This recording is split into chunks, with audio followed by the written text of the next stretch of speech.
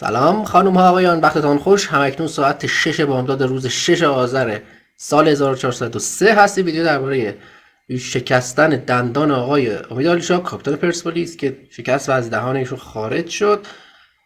من تو این فکر بودم که مثلا دندونا رو رفتن پیدا کردن تیم پزشکی و غیره یا خیر، ولی خب افرادی که میخوان اطلاع پیدا بکنن از این خبری حادثه‌ای که اتفاق افتاده خیلی تلخ اینه که آقای امید عالیشاه که کاپیتان پرسپولیس بودن و هستن همچنان، در رقابت‌های دیشب که ما دو موتوره داشتیم اینجا پوشش میدادیم به صورت لایو در همین کانال آپارات یا یوتیوب من که دارید می‌بینید، در دقیقه 86 من اینجا فیلمش رو دارم ولی نمیتونم پخش بکنم به خاطر قوانین دو جانبه.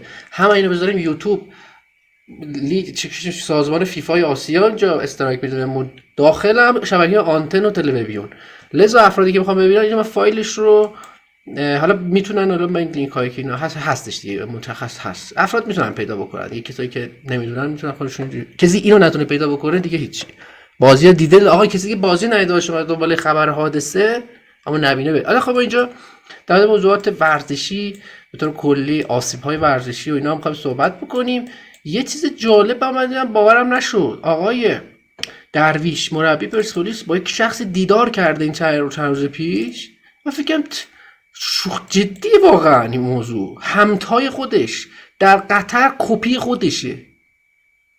همین یه رو پیش دیدم، من گفتم نکنه جدی این خبر هوش مصنوعیه چیه که بهش میپردازیم در دقایق بعدتر.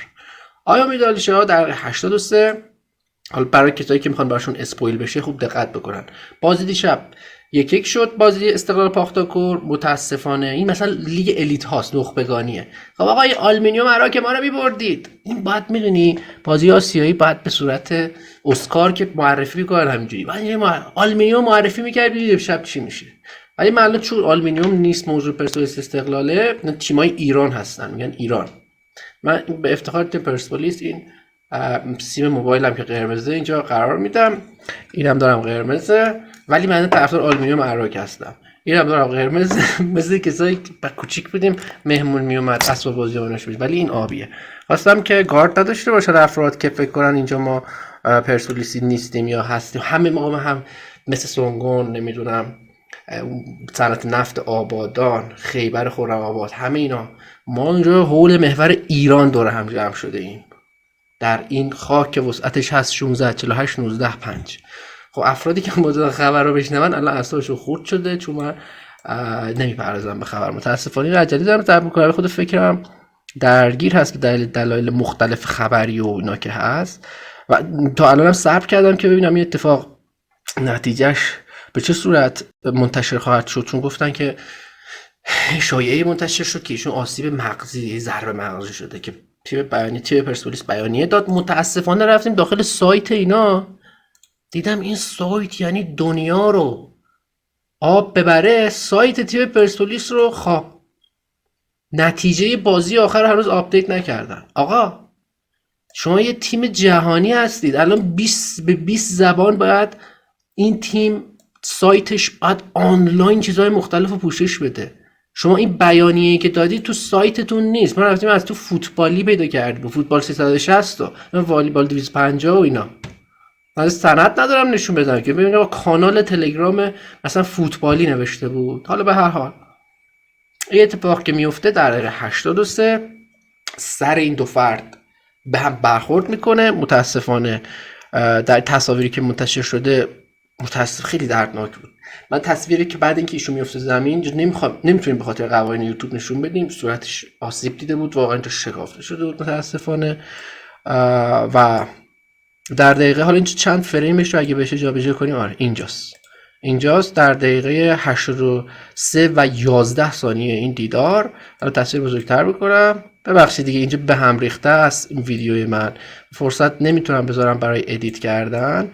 و اینجا این صحنه‌ای که مستقیم هم نخوردن ها، یکیشون سرعت آیالشو بیشتر بود در این، من حس میکنم اینجوری و برخورد کرد اینجای بازیکن اریام، برخورد کرد به این قسمت آقای امید عالیشاه و ایشون به روی زمین افتاد. کادر پزشکی اومدن و غیره. چند ساعتی گذشت تا حواشی حواشی خود بازی که یه مقدار به قول خودمون گرد و خاک که نشست، دیدیم این خبر منتشر شده، گفتن که ایشون ضربه مغزی شده. خیلی ما ناراحت بودیم. ایشون 2 سال از من بزرگتره، متولد 70 ایشون، من 72 هم ها، بچه ساری هموطن ماست. حالا رفتن بهترین کار جهان که ورزش هست رو انجام بدن، کار فرهنگی، حالا یه اتفاق بیفته. بعد کلی شایعه پخش، بعد که شایعه پخش شد پرسپولیس اومده بیانیه داده و اینجا از روی این دارم به شما میگم، ولی منبعم همین سایت چی کانال تلگرام فوتبالیه. متاسفانه سایت پرسپولیس رو هر چی ریلود بکنیم اینجا خبری نیست. خب آقا من میدونم اونجا سرشون شلوغه فلان، ولی شما ادمین مودریتور سایتو که با خودت نمیبری اونجا که بگی حالا سرشون شلوغه. در لبان ما مال این اروپایی‌ها رو ببین، قبل اینکه بازی تموم بشه همه اصلا اونجا برجه خود سایته. آقا در اروپا چه در اسپانیا چه در انگلستان سایت منبع، یعنی ESPN و اینا منابعشون خود سایت باشگاه است.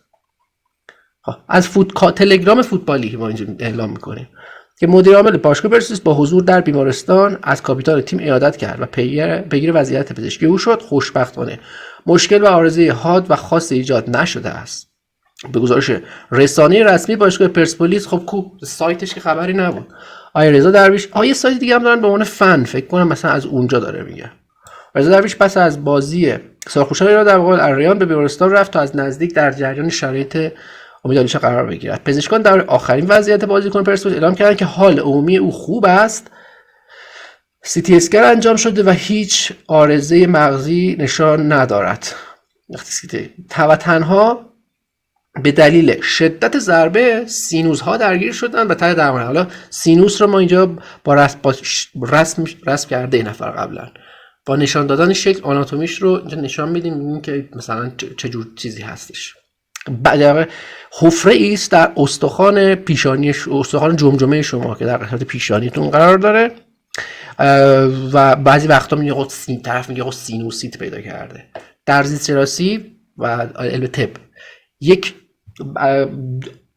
از اعضای شما اگر اعضای بدن شما عفونی بشه، ایت پسوند ایت پیدا بکنه، آپاندیسیت. سینوسیت چیه؟ یعنی سینوسی که دچار عفونت شده است، سینوسیت. و حالا در مورد عملکردش اینا صحبت خواهیم کرد. عملکرد خاصی نداره سینوس و فقط گاهی اوقات مسدود میشه و تو این ضربات باعث شکستگی میشه و مشکلات درست میکنه. خب هیچ عارضه مغزی نداره خوشبختانه و سینوس‌ها درگیر شدن و ته درمان. همچنین اعلام شد که کاپیتان پرسپولیس یا امشب مرخص خواهد شد یا اینکه به جهت حادثه از ناحیه سر در نهایت 24 ساعت تحت نظر خواهد بود. خدا رو شکر. و مشکل حاد و خاصی وجود ندارد. امید عالیشاه در جریان مسابقه دوشنبه شب پرسپولیس در ریان به دلیل برخورد سر به سر با بازیکن حریف از ناحیه ابرو دچار پارگی و خروج. خیلی تصویرش خاصه، اگه ببینید اصلا باورتون نمیشه. و برای بررسی‌های پاراکلینیکی و انجام اقدامات پزشکی به بیمارستان منتقل گردیده است. خب این بود. یه گزارش دیگه هم مفصل‌تر هست یه مقدار، همین سایت همین فوتبالی کاملتر یه مطلبی رو گفته. اگه بشه روش چند دقیقه دیگه میخونیم. همین تصویر دندان خیلی جا ببین ما چه الان امکانات خیلی خوبه، کیفیت ببین مثلا این دوربین با چه فاصله ای در قطر هستش دیگه. آره خود ورزشگاه اریان بود. دوربین واقعا با چه فاصله این، حالا تصویری مقدار چیزش پایین‌تره در چیزای عکاسی فایل‌های اصلیه که منتشر شده. حتی شما کسی آناتومی شناس باشه، دندانپزشک باشه، میتونه بفهمه که مثلا دندون شماره چند هستش از نظر، به خاطر حالا ما نمی‌دونیم که مثلا شکستگی بوده یا بیرون اومده از استخوان فک ایشون، میتونه حتی بفهمه که این کدوم دندونش هست. خب فوتبالی گزارش کاملی رو در این باره ارائه کرده که چون خود حوصله آدم سر میره، خود چند دقیقه بدتر شه. الان خب در مورد UFC اینا این مطالبی رو بگم. خب ببین دوستان، من که پراکنده حرف میزنم به خاطر اینکه این شلوغ هست، هر کدوم از این کلمات رو من میگم یه چیزی به ذهنم میرسه. خب من خودم یکم تبلیغ کنم دوستان. این آپاراتی که من اگه یوتیوب دارید میبینید، هم یک یوتیوب دیگه دارم، ولی آپاراتی که دارید میبینید من یه کانال دیگه ای دارم. اینجا من بیشتر علاقم به موضوعات تو حوزه ورزش همین بوکس و ام ام ای و ایناست که بهش میپردازی. فوتبال برای خاطر سر در نمیارم جز، ولی طرفدار آلومینیوم عراق هستم. آلومینیوم عراق این که استقلاله، ولی خب آلومینیوم الان نیست، ولی ما اینو میذاریم بالاتر از همه. فقط در همین حتما فوتبال بلدم، نه همین پست که آقای آبیدالی شده تا یه هفته پیش من نمی‌دونم یعنی چی، ویگنر یا وینگر، نوعی از پست هافبک بودن هست که وظایف خاصی داره، واقعا نمیدونستم. ولی خب ام ام میکس مارشال آرتس بازیایی که مبارزه دیگه بازی نیست، واقعیه. میکس مارشال آرتس همه سازمان نمیدونم بلاتور، نمیدونم وان چمپیونشیپ، یو اف سی، اینا همه رو دنبال میکنم سال هاست. یکی از موضوعاتی که اینو خواستم تبلیغ کنم خودم که وجود کانال داریم و در یوتیوب هم یوتیوبی که دارید میبینید، من تازه مدت‌ها روش ویدیو آپلود نمی‌کردم، اخیراً دارم کار می‌کنم. یوتیوب دیجی دارم، اونجا موضوعات ورزشی کسی اگه پیدا نکرده تو کامنت بذاره براش بفرستم لینکاشو. سال‌ها من فکر می‌کردم در مورد این که ببین خیلی جالبه. راستی سوال فکری هم می‌خواستم طرح کنم، ببخشید که خیلی پراکنده شد. اشکال نداره، من سعی میکنم بهینه تر بکنم. آقا یه سوال فکری من طرح میکنم، خدا وکیلی بهش فکر کنید و اگه میشه در کامنت مثلا پاسخشو بدید. ببین آقا چه ورزشی هست، این کپی رایت داره، برو کنار برو. آقا چه ورزشی هست که کمترین خطر رو داره، یعنی کمترین آسیب رو به انسان میزنه؟ من خودم فکر کنم شطرنج مثلا، یعنی کم خطرترین ورزش چیست؟ کم آسیب ترین و از اون بر پر آسیب ترین. حالا این سوال چرا به ذهنم، چون سالهای قبل فکر من این موضوع درگیر کرده بود که ببین این اتفاقی که برای امیدعلی شاه اتفاق افتاد، شما در یه شب فایت نایت یو اف سی نمیبینید اتفاق بیفته. یعنی یه فایت که از مثلا مبارزه های اول شب شروع میشه تا مین کارتش، شاید بعضا 10 تا 12 تا فایت داشته باشن، همچین اتفاقی خیلی کم اتفاق میفته. و از اون جالبتر ما بجز یک یا دو مورد مرگ نداشتیم، اونم خیلی مثلا استثنایی بوده، در انگلستان بازی اصلی نبود، یه شرط خاصی داشت. ولی در فوتبال تعداد زیادی افراد حتی از دنیا رفتن، نقص عضو پیدا کردن و غیره. در بوکس هم همینطور، با اینکه بوکس اصلا دستکشش خیلی ضخیمه، کمر به بالاست و اصلا قوانینش آزاد نیست مثل ورزش میکس مارشال آرتس. این فرد اصلا که نمیدونن، کانر مک‌گریگر، ایشون قهرمان افسانه‌ای 2 وزن همزمان، 2 تا کمربند با هم داشت. حالا الان اخیراً یه حواشی پیدا کرده، حالا حواشیش نمیشه بپردازیم چون واقعا اصلا نمیشه بهش پرداخت، در آپارات اینو خیلی حساسیت داره. ولی خب این فرد ادی آلوارز هست، این داور درجه 1 جان مکارتی هستش، یک از داورای عالی. این مبارزه شما اگه برید این مبارزه رو ببینید، ضرباتی که ادی آلوارز اینجا میخوره، به عنوان مثال دارم میگم، کل کانر ناکاوت آرتیست بود دیگه، ضربه چپ دست بود، ایشون صد پا نبود، لفتی بود، در ضربه چپ ایشون با یه حرکت جالبی که یه قدم میرفت جلو با دست راستش، بیشترم حرکات کانتر استرایکش خیلی قدرتمند بود، یه حرکت جالب داشت، یه قدم میرفت جلو که محاسبه اول اندازه‌گیری می‌کرد، دقت کنید دستش اینجا میزد. ضرباتی که مثلا ادی آلوارز اون شب اینجا خورد، مال 6 7 سال پیشه، بسیار بسیار بسیار بسیار بسیار بسیار سنگین‌تر از اتفاقی بود که برای امیدعلی شاه افتاد. ولی آخرش اینجوری ادی آلوارز وایستاده و صحبت میکنه و میره. تو سنگین وزن که همین پریروز آقای، حالا مثلا مایک تایسون و آقای جیک پال و اینا رو جدی جدی بگیرید، ولی خب اونا بیشتر شوه. ولی تو همین یو اف سی آقای جان جونز همین چند شب پیش با آقای استیپه آتش نشانه، ولی 2 دور قهرمان بوده.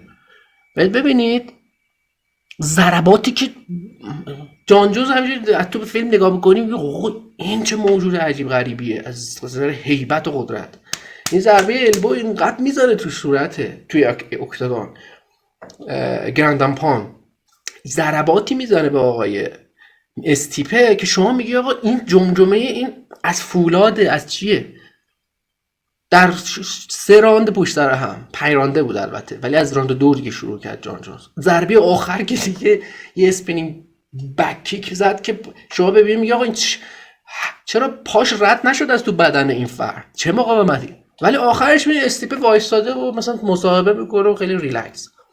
این سوال همیشه برا من بود که چرا، هنوزم هست، که چرا آسیب اینقدر کمه اصلا در UFC ولی تو بوکس مثلا خیلی بیشتره، و یا در فوتبال چرا اینقدر بیشتره.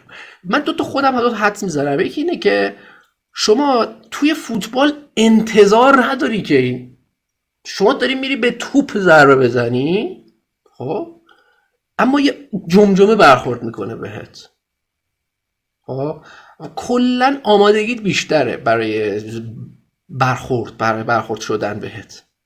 خب یه چیزی کمی که زمان بیشتری گذشته. فوتبال چند سال در جهان هست؟ من بازی های از زمان المپیک، مثلا المپیک قصد آتن رو نمیگم، همین چندین ساله که هست، از زمان جوانی مارادونا و اینا، از اون موقع تا الان چقدر آسیب بوده. علت دومش اینه که هر روزه و روزانه و هر سال چندین تورنمنت در جهان داره برگزار میشه. اینو دارم بگم که چی، یه اشکالی هست، اونم این اشکال در واقع توی اصول منطق و فلسفه بهش گفته میشه در واقع یک سوگیری شناختیه، یک اشتباه شناختیه. خب اشتباه شناختی اینه که شما این دوتا رو یکی ببین، جامعه ای که درش فوتبال اتفاق داره میفته یه جامعه خیلی زیادیه که هر روزه داره تکرار میشه مسابقات، خب پس احتمال اتفاق افتادن بیشتره. اما میکس مارشال روی UFC چند سال اومده؟ 20-25 سال. تورنمنتاش چجوریه؟ خیلی محدوده. چرا از بوکس بیشتره؟ اونم به همین دلیل، چون بوکس مثلا 100 ساله که هست مسابقاتش مثلا برگزار میشه. پس یعنی چی؟ یعنی همین مدت زمانی که از فوتبال داره میگذره، عمر فوتبال تا الان، همون مدت زمانی که از شروع مثلا ورزش حرفه‌ای بوکس و موی تای اینا میگذره تا الان، به همین مدت فرصت بدید به مسابقات میکس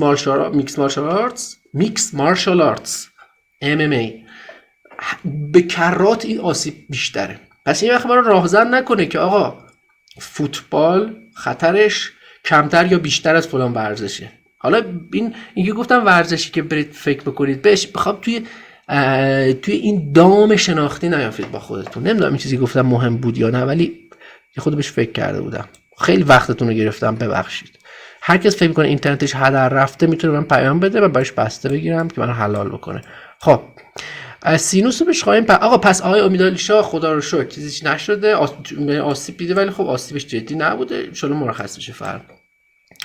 این چیزی که خیلی جالب بود این موضوع بود.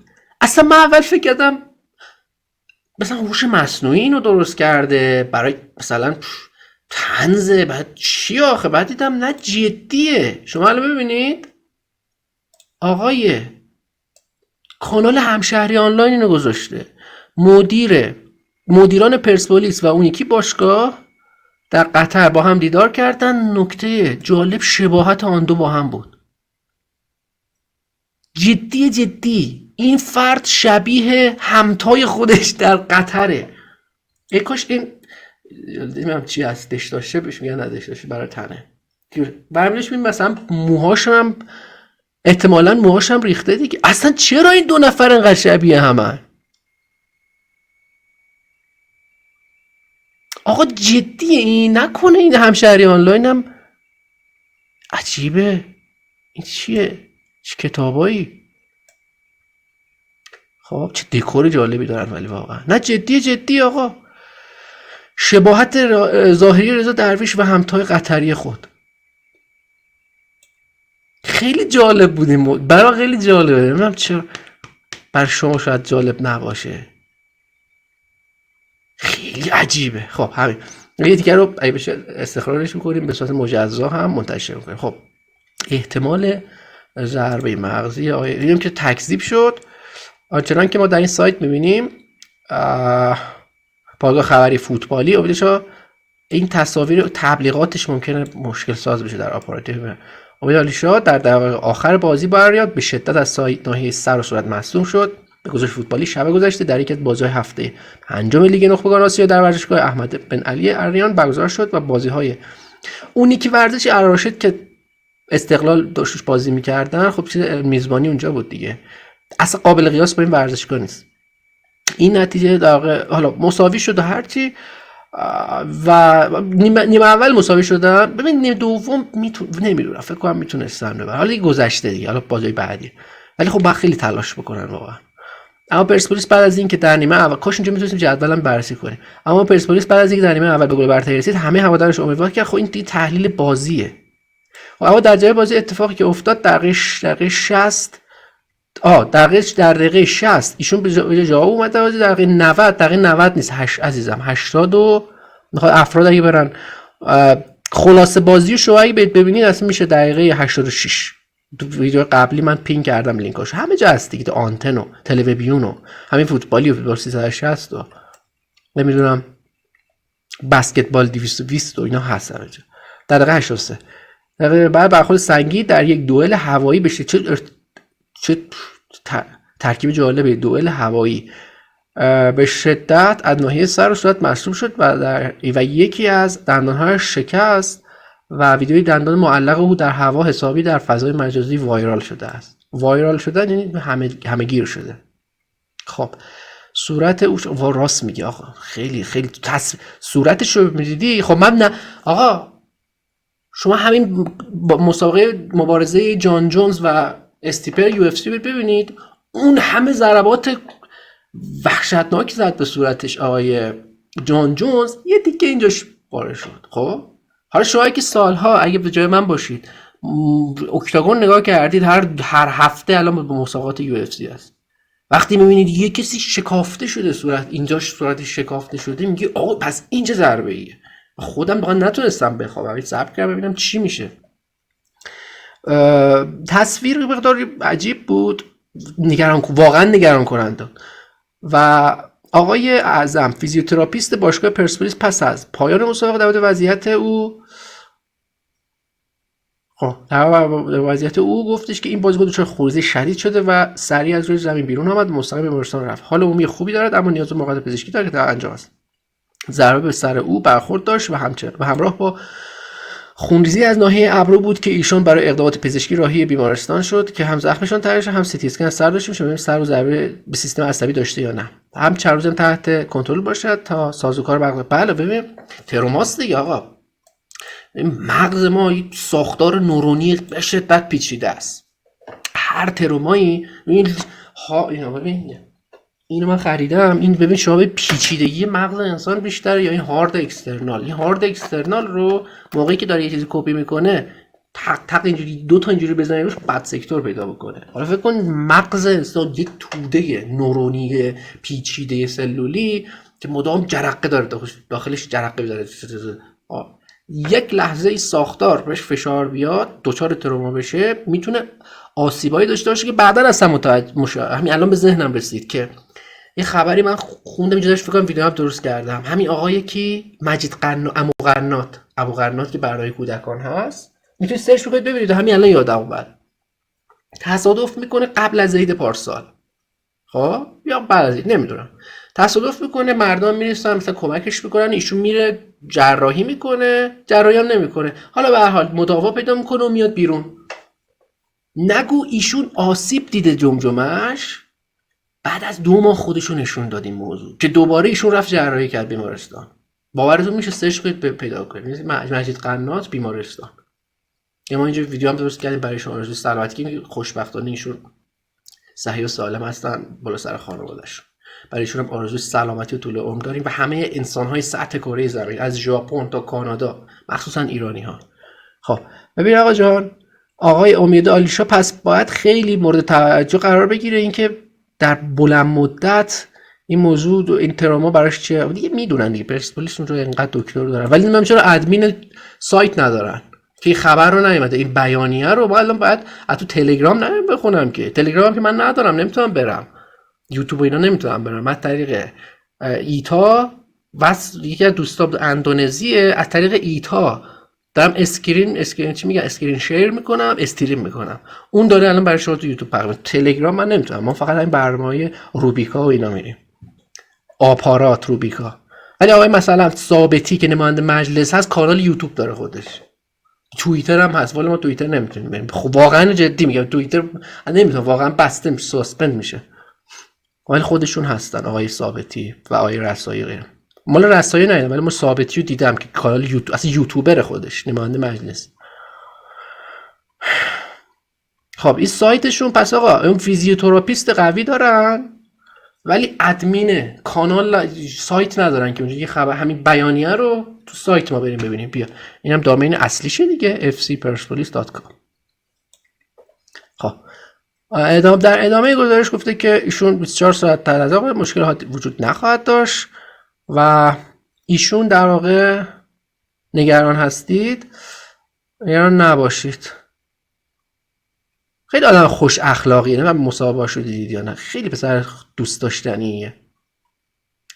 خب حالا من گفتم اینجا به اطلاع افراد برسونیم که اگه دنبال کرده بودن موضوع ورزشی رو، اینجا من موضوعات فقط ورزشی نیست این کانالایی که من دارم، اگه هر جا که دارید میبینید آپارات، یوتیوب، اینا دا جای دیگه هم دوستی داریم میذاره، فارس نیوز و این فیلو و برنامه دیگه، اونجا من موضوعات حوادث رو میپردازم، اصلا کلا حوادث ها، نه حوادث ورزشی، اینجا میپردازیم بهش و اتفاقاتی که میفته از سایت روکنا و اینا. اینجا میبینید دندان ایشون واقعا خارج شد، این فیلمش واقعا اصلا حیرت آوره. چیزی ببینید و تلویحا گفتم که کجا میتونید ببینید که اینم با مبارزه این مثلا شما اینو ببینید، این بوکس دیگه، یا آقای فلوید میویدر و این مانی پاکیائو، یه بازنشسته این خواست نخست وزیرم بشه توی فیلیپین، قرار فیلیپینی اونجا پاکیائو که دیگه اصلا دو تاشون بازنشسته شدن. ولی خب شما همین مسابقه رو ببینید، این مورد دهراندیه، ضرباتی که به صورت پاکیائو برخورد میکنه رو، خب شما اگه اون ضربات مثلا اگه نمیدونم واقعا همین رو میگم، شما انتظار کمتری داری، چه بدن حالا اینجوری نیست که بشه منتظر باشه که ببینه چه ضربه‌ای خورد، اگه ضربه خورد پاره بشه یا نه. ولی خب ببین ورزش‌های رزمی، افرادی که کلا ورزش‌های رزمی اصلا ساختار ماسل و ساختارشون یه مقدار متفاوت‌تر میشه دیگه، متفاوت‌تر میشه و نمیدونم واقعا. آره دیگه شما زیاد ضربه بخوری خیلی از رگا اصلا پوست یه مقدار تغییر میکنه دیگه. آره واقعا اینجوریه، شما پوست بدنت هم هر جایی از بدن به اندازه یک جا ضخامت نداره که شما مثلا اینجای دست شما با اینجای دست شما یه جور مقاومت نداره دیگه. آره پس این استدلال درسته که صورت افراد بوکسور انقدر آسیب ضربه خورده که کمتر آسیب پذیره از نظر خونریزی و غیره. پس این استدلال من خیلی خوب بود. اینا من خودم به خودم تبریک میگم که این استدلال پیدا میکنم، شما میتونید دیسلایک بکنید. خب درباره سینوس ها، این سینوس ها از نظر زیست شناسی قدیما خیلی کاربرد داشتن، خیلی سال قدیم، خیلی قدیم کاربرد داشتن، الان دیگه کار ندارن. گاهی اوقات اینا مسدود میشن که ببینید فرد میگه آقا من سوار موتور میشم سرما بهم میخوره سردرد میگیرم. خب خیلی افراد نمیدونن که این افراد باید برن باید عکس بگیرن، سینوس هاشون مسدود شده، عفونت کرده، مسدود شده یعنی بالا عفونت کرده و بعد این موضوع رو مداوا بکنن. سردردهای خیلی دردناکی داره سینوسیت. پس ایشون سینوسش آسیب دیده که اینجا میبینی پشت چشم اینجاها میشه، اینجاست، این داخله، اینجا این نیمرو خاله ببینید اینجاست، جایی هم که میشکافه تصویر ویدیوشو ببینید اینجاست داره خونریزی و در واقع چون حفره خالی هست حالا شکستگیش به پشتش اینجا نمیرسه، ولی خب باعث تروما میشه دیگه. این اگه بمونه اون وقت یعنی باید به قول خود اون جوش بخوره، اون بونز که اون محل شکستگی یا حالا ترک یا هر چیزی. خب اینجا ما تونستیم با اینکه سینوس چه چیزی هست آشنا بشیم. پس سینوسیت یعنی چی؟ یعنی سینوسی که عفونی شده است. حالا چه چیزایی در بدن انسان دیگه هست که شنیدید با ایت هست؟ آپاندیسیت رو من گفتم، سینوسیت هم که میدونیم، مننژیت. مننژیت چیه؟ اینجا دور مغز آدم کلا خیلی از مثلا موجودات دیگه، موجودات زنده دیگه در دور مغزشون بالای قشر مخ لایه‌های مختلفی از یکی از اون لایه‌ها اسمش مننج که افراد مثلا نمیدونم واکسنش هم هستن دیگه. این لایه خیلی نازکه و بعضی وقتا عفونی میشه مننژیت، یعنی منن پرده مننج عفونی شده و ملتهب، مننژیت. سینوزیت، سینوز هم نیست، سینوسه، سینوسیت، مننژیت، آپاندیسیت. هر چیز دیگه هم خودتون رو دیگه کشف بکنید. اون سوال فکری منم هر کی بالا بزنش رسید. فکر کنم شطرنج کم خطرترین ورزش باید شطرنج باشه. آره دیگه. مثلا چه خطری داره شطرنج؟ فکر آدم خسته میشه. آره دیگه. اونم به نظرتون آسیب فکری بیشتر، خستگی فکری بیشتر سخته یا خستگی مثلا دو میدانی؟ نمیدونم. خب اینجا پراکنده بود. از 6 صبح من این ویدیو رو ضبط کردم. بعد ببخشید اگه روز دارید میبینید، شاید که فردی هستش که دو تا بازیه که خیلی حساس بوده رو دیده، پر از حواشی بوده، اخبارهای دیگه ای مواجه شدیم باش این در چند ساعت گذشته. ذهنیت آماده نبود. هر نظر مخالفی در مورد من داشتید بنویسید، چون نظر تشویق و اینا، تشکر و اینا اوکیه، ولی سازنده نیست. پیشنهادهای سازنده نیست. خب با آرزوی موفقیت برای تیم آلومینیوم عراق در سال بعد در جام حذفی و در لیگ برتر در انتهای فصل و در آخر سال، و بازگشت آقای امیدوارش هر چه زودتر. به بازی بعد نمیدونم میرسیم یا نه، ولی ایشون رو ببینیم که به عنوان کاپیتان تیم پرسپولیس تهران یا پرسپولیس ایران در مرحله بعدی لیگ نخبگان آسیا حضور پیدا کند و گل بزند و افتخار آفرینی کند برای کشور ایران. خب خیلی ممنون که وقت گذاشتید. چیزی دیگه یادم نمیاد بگم اینجا، چیزی جا نمونده. اینجا آخرین خبر چیه؟ ولی واقعا این موضوع جالب بود. اصلا چطور ممکنه هوش مصنوعی اینو درست نکرد؟ نکنه فردا همشهری حالا میگه اینو درست کردن، نمیدونم. دیگه با من تصویر این دو فرد رو زوم بکنم دورش، اگه این فتوشاپ باشه سریع میتونم بفهمم. حتی والا انقدر تشکیلات هوش مصنوعی پیچیده شده که واقعا نمیشه فهمید. یعنی دوستان این تصویر واقعیه؟